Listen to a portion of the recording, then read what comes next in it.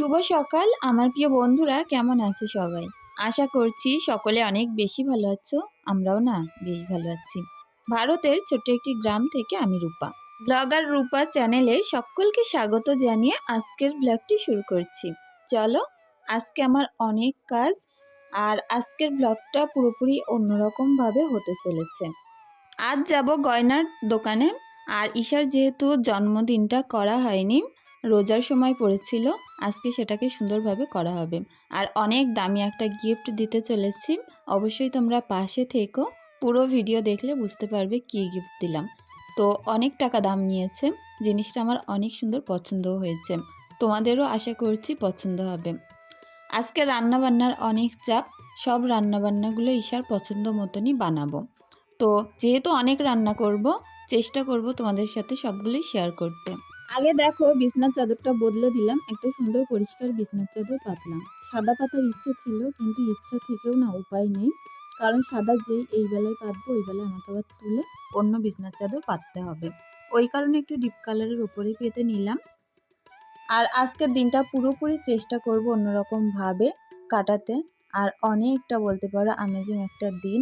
আর বাচ্চারা তো অনেক বেশি খুশি, নিজের পছন্দ মতো রান্নাবান্না, গিফট পাওয়া, এইগুলোই আর কি।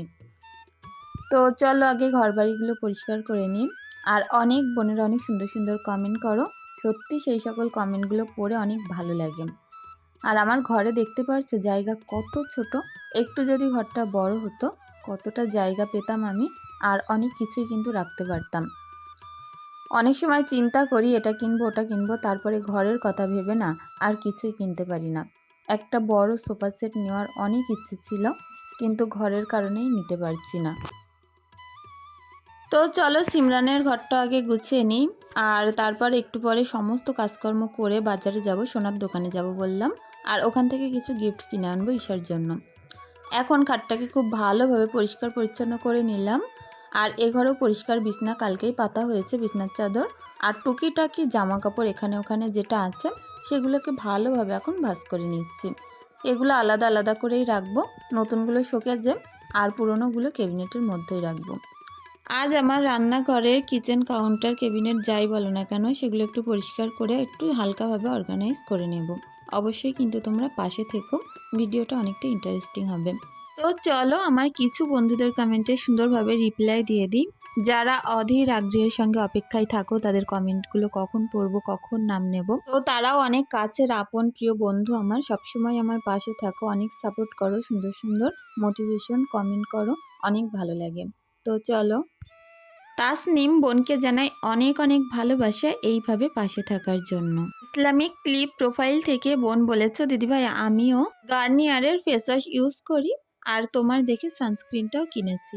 অনেক ভালো লাগলো, অনেক সুন্দর কমেন্ট করেছো। সত্যি বলতে গার্নিয়ারের যে ফেস ওয়াশটা এত বেশি কার্যকর, এত বেশি ভালো, কি বলবো, আমার তো অনেক পছন্দ হয়।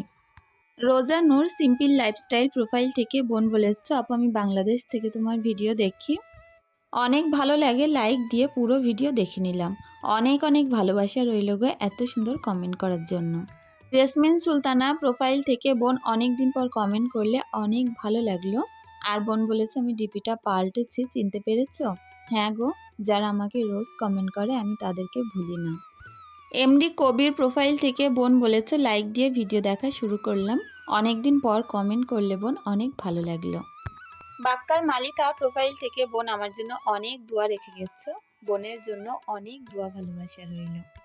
আমিনা ইসলাম আখি প্রোফাইল থেকে বোন বলেছো তোমাকে অনেক ভালোবাসি, যার কারণে তোমার সম্পর্কে অনেকগুলো কথা জানতে চাই, একটা প্রশ্নের উত্তর দেবে? তোমরা কয় ভাই বোন, তুমি কি বড়? হ্যাঁ গো আমি বড়, আমরা 2 বোন 1 ভাই, আমাদের 2 বোনের বিয়ে হয়ে গেছে। আর ভাই যেহেতু এখনও ছোট, ভাই বিয়ে করেনি। আর এটাও জিজ্ঞাসা করেছে আমার বাবার বাড়িতে কে কে আছে। আমার বাবার বাড়িতে এখন আপাতত শুধু আমার মাই থাকে।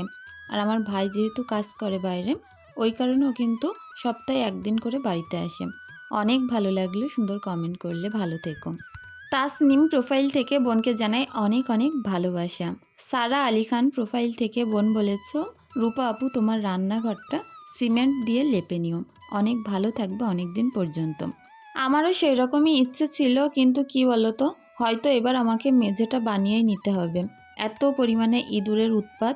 আর একটা দুটো না, আমাদের বাড়ির আশেপাশে যেহেতু পানি, যেই না একটু বৃষ্টি হয় একদম উনুন টুনুন, তারপরে যত জায়গায় মাটি আছে পরের দিন মনে হবে যেন কোদাল দিয়ে কেউ খুঁড়ে দিয়েছে, এতটাই বেশি উৎপাত করে।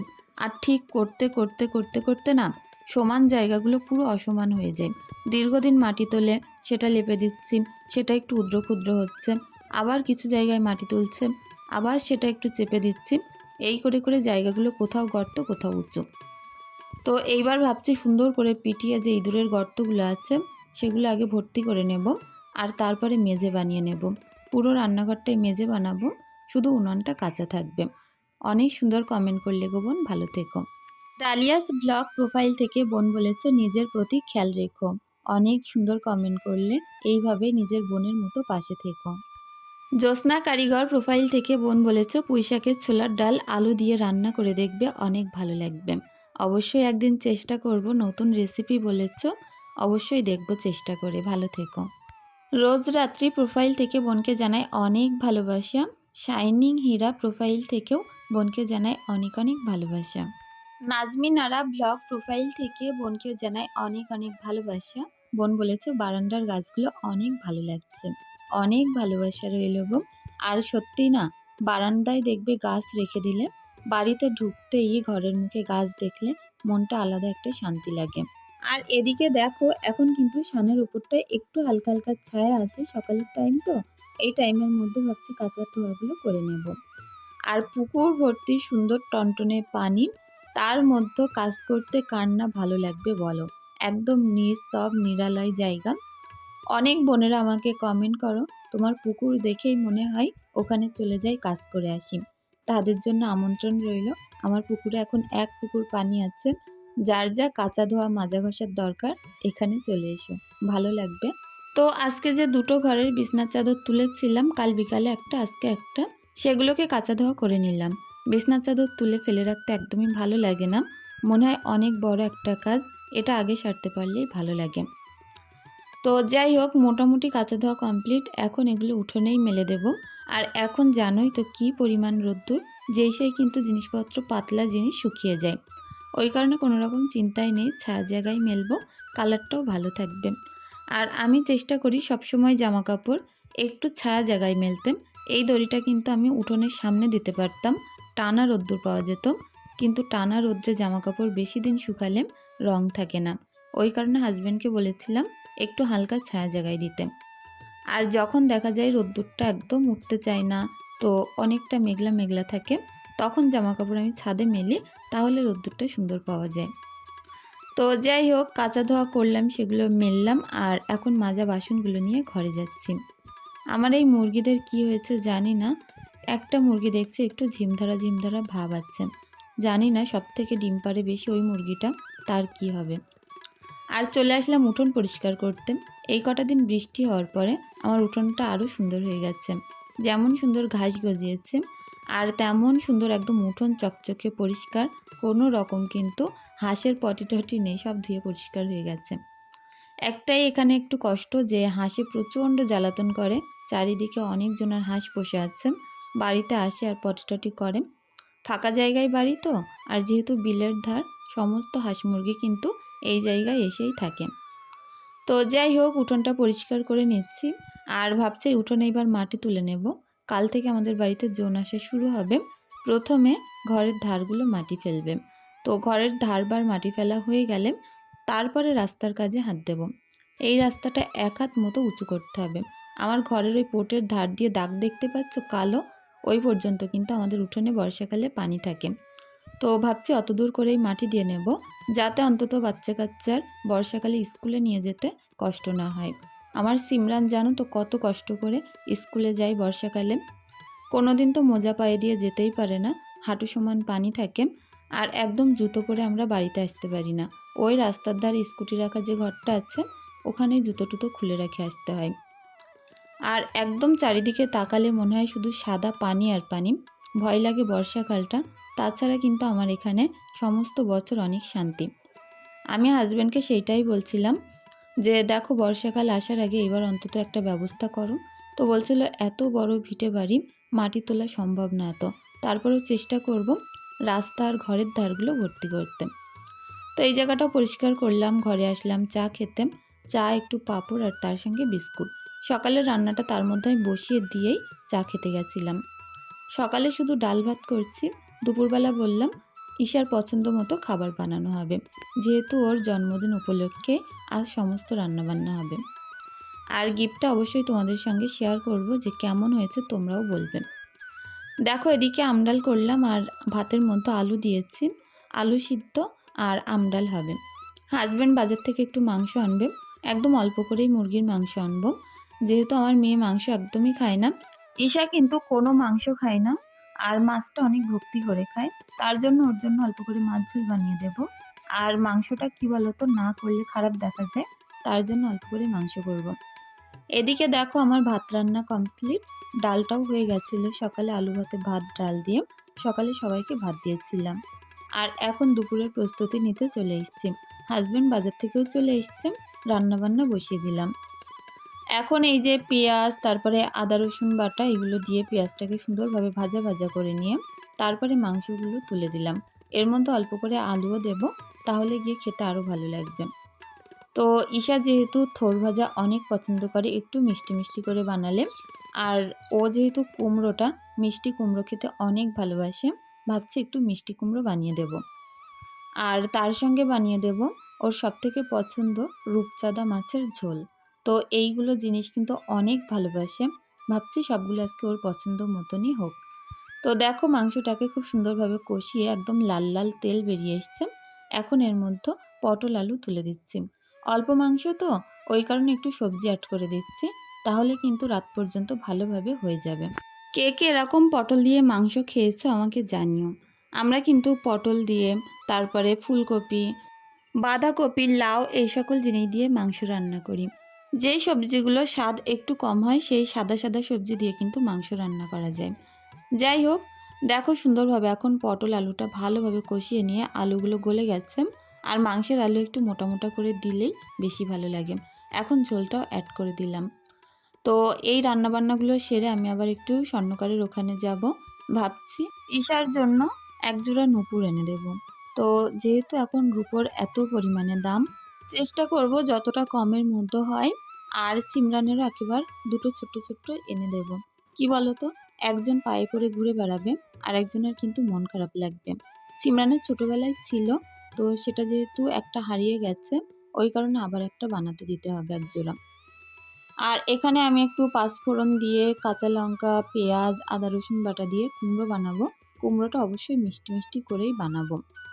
তো আমার হাজব্যান্ড যে কোনো সবজি একদম মিষ্টি দিলে খেতে পারে না, তো আজকে যেহেতু ঈশার পছন্দ মতো করছি, ওই কারণে একটু মিষ্টি দিয়েই করব। আর এখানে কিন্তু আমি নজনের ডাঁটা দিয়েছি, পাশের বাড়ির একজনা দেখছি একটু নজনের ডাঁটা দিয়ে গেছে। নজনের ডাঁটা কিন্তু যতই পেকে যাক নরম থাকে, আর সজনের ডাঁটা কাঠখোট্টা মতো হয়ে যায়। তো যাই হোক, অল্প কটা ছোলা দিয়েছিলাম, আর এখন কিছুক্ষণ ঢাকা দিয়ে রাখবো। আর এই পাশটায় একটা ছোট্ট কড়া বসিয়ে নিচ্ছি, এইটার মধ্যে থোড় ভাজা করব। বাড়ির গাছের থোড়, আর থোড় খেতে আমারও যেমন ভালো লাগে, ঈশাও অনেক পছন্দ করে। আমি না থোড় ভাজার সময় হালকা একটু মিষ্টি দিই, আর পেঁয়াজ, রসুন, কাঁচা লঙ্কা এইগুলো দিয়ে থোড়টা ভাজা করব। একদম ঝিরিঝিরি করে কুচিয়ে নিয়েছিলাম, নুন মাখিয়ে রেখেছিলাম। এটা এখন হলুদ দিয়ে আস্তে আস্তে করে ভাজা করে নেব। তো চলো, আজকে কিন্তু অনেক কাজকর্ম, সবটাই তোমাদের সঙ্গে ভাবছি শেয়ার করব। আর অনেক দিন থেকেই আমার মেয়ে আমাকে পাগল করে দিচ্ছে জন্মদিন করার জন্য। জন্মদিন করা আমার অতটাও ভালো লাগে না, যার কারণে আমি চেষ্টা করেছিলাম যাতে না করতে হয়, কিন্তু চারিদিকে এখন সবাই বাচ্চা কাচ্চার জন্মদিন পালন করে, আর সেটা দেখে বাড়িতে এসে বাচ্চারা অনেক কান্নাকাটি করে। তারপরেও বারবার অনুরোধের কারণে আমি এতটুকখানি রাজি হয়েছি যে ওকে পছন্দের খাবার রান্না করে দেব, কোনো কেক আনবো না, আর তার সঙ্গে হয়তো ছোটোখাটো একটা গিফট দেব, এই আর কি। তো যাই হোক, কিছু কিছু সময় বাচ্চাদের আবদারের খাতিরে কিন্তু বাবা মাকে অনেক কিছু মানিয়ে নিতে হয়, আর অনেক জেদ, তারপরে শখ, এগুলো কিছু কিছু মূল্য দিতে হয়। যাই হোক, দেখো এখন সুন্দর করে আমার এই কিচেন যে কাউন্টারটা আছে এটাকে একটু অর্গানাইজ করে নিচ্ছি। এই কিচেন ক্যাবিনেটটার ওপরে এতটা জায়গা পাওয়ায় আমি অনেক কাজ করতে পারি এর উপরে। রান্নাঘরের জায়গা ছোট হয়ে গেছে, তারপরেও না অনেক ভালো লাগে। ওর ওপরে আমি মিক্সচারটা রাখতে পারি, তারপরে আমার ইন্ডাকশনটা রাখতে পারি। আগে ওগুলো আমাকে তুলে রাখতে হতো শোকেজের ভিতরে। যাই হোক, এখন দেখো কুমড়োটা সুন্দর করে কষিয়ে ঝোল দিয়ে নিয়ে অল্প একটু জিরে মরিচের গুঁড়ো দিয়েছি। আর এখন পিস রূপচাঁদা মাছ আমি ভাজা করে নিচ্ছি, এটা ঝোল বানিয়ে নেব। তার জন্য পেঁয়াজ, আদা, রসুন, নুন, হলুদ, লঙ্কার গুঁড়ো একটু কষিয়ে নিয়ে মাছগুলোকে তুলে দেব, হালকা একটুখানি ফুটিয়ে নিয়ে নামিয়ে নেব। আর ঈশার জন্য যখনই আমি মাছ ঝোল করি চেষ্টা করি মাছগুলো একটু নরম নরম রাখতে, বেশি ভাজা করলে খেতে না অনেক কষ্ট হয়, ওই কারণে আর কি। আর চলো এইবার তোমাদেরকে দেখাই কি গিফট আমি বাজার থেকে আনি, আর এনে অবশ্যই আগে তোমাদেরকেই দেখাবো। তো দেখো এদিকে রান্নাবান্না সব কমপ্লিট, মাংসটা ভিতরে রাখলাম, এগুলো একটু জুড়িয়ে গেলে তারপরে সবটা ভিতরে ঢুকিয়ে দেব। এখন এইভাবে ঝুড়ি দিয়ে ওপরে কিছুক্ষণ রাখবো।